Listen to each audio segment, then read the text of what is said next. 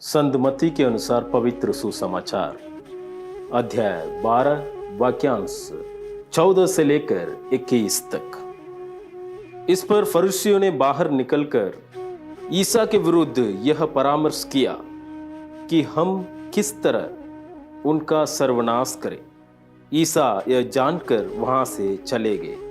बहुत से लोग ईसा के पीछे हो लिए। वे सबको चंगा करते थे, किंतु साथ साथ ये चेतावनी देते थे कि तुम लोग मेरे नाम नहीं फैलाओ। इस प्रकार नबी इसायास का यह कथन पूरा हुआ, यह मेरा सेवक है, इसे मैंने चुना है, मेरा परम प्रिय है, मैं इस पर अति प्रसन्न हूं। मैं इसे अपना आत्मा प्रदान करूंगा और यह गैर यहूदियों में सच्चे धर्म का प्रचार करेगा। यह ना तो विवाद करेगा और ना चिल्लाएगा और ना बाजारों में कोई इसकी आवाज सुनेगा।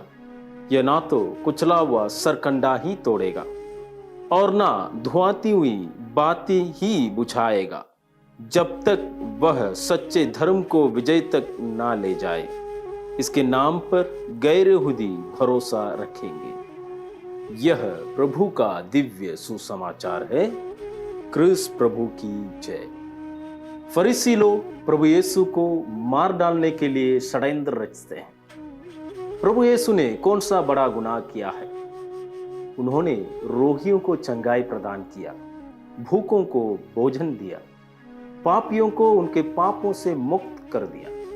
लेकिन फरीसी लोग प्रभु यीशु को सर्वनाश करना चाहते हैं। कारण यही है, प्रभु यीशु उनके ही सभागृहों में उनके दुष्कर्मों को बताते थे।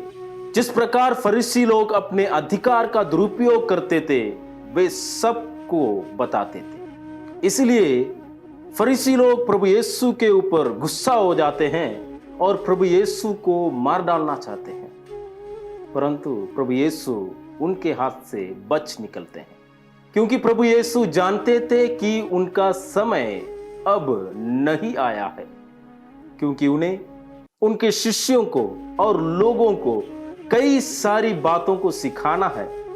स्वर्ग राज्य के उन रहस्यों को समझाना है जिसे घोषित करने के लिए पिता परमेश्वर ने इस धरती पर उन्हें भेजा है। उन्होंने कई सारे लोगों को चंगाई प्रदान किया और उनसे कहा, मेरे बारे में किसी को कुछ नहीं कहना, क्योंकि प्रभु यीशु जानते थे उनका असली मिशन कार्य स्वर्ग राज्य की घोषणा करना है। सिर्फ चंगाई करना ही नहीं, परंतु सब लोगों को पिता परमेश्वर की उस राज्य की घोषणा करना है जो शांति का राज्य है, जो दया का राज्य है और जो प्रेम का राज्य है। संत यूहन्ना के सुसमाचार अध्याय 6 वाक्यांश 15 में हम देखते हैं, लोग प्रभु यीशु को पकड़कर राजा बनाना चाहते हैं, क्योंकि वे देखते हैं प्रभु यीशु कई सारे चमत्कार कर दिखाते हैं। लेकिन प्रभु यीशु का राज्य इस दुनिया का राज्य नहीं है, वह स्वर्ग का राज्य है।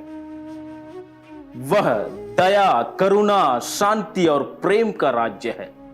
इसीलिए नबी इसायास का यह कथन प्रभु यीशु में पूरा होता है, मेरा परम प्रिय पुत्र जो इस धरती पर आएगा, वह ना तो चिल्लाएगा, ना तो वाद विवाद करेगा, ना ही बाजारों में खड़े होकर ढिंढोरा पीटेगा, परंतु वो शांत रहेगा। उसके दिल में प्रभु की वो शांति बनी रहेगी, जिसकी वजह से वो कई सारे लोगों को चंगाई प्रदान करेगा, दया दिखाएगा, अपने करुणा से भर देगा। तो आज प्रभु यीशु हम सबों से कहते हैं, इस पीड़ित परिस्थिति में हम भी एक दूसरे के साथ ऐसे ही व्यवहार करें जैसे प्रभु यीशु ने किया।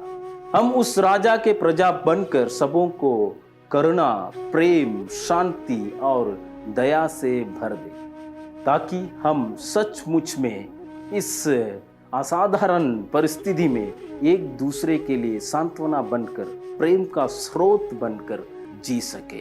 प्रभु यीशु हम सबों के लिए अपने आशीष प्रदान करें, ताकि हम उनके अनुयायी बनकर इस समाज में पीड़ितों को, दुर्बलों को सेवा कर सके।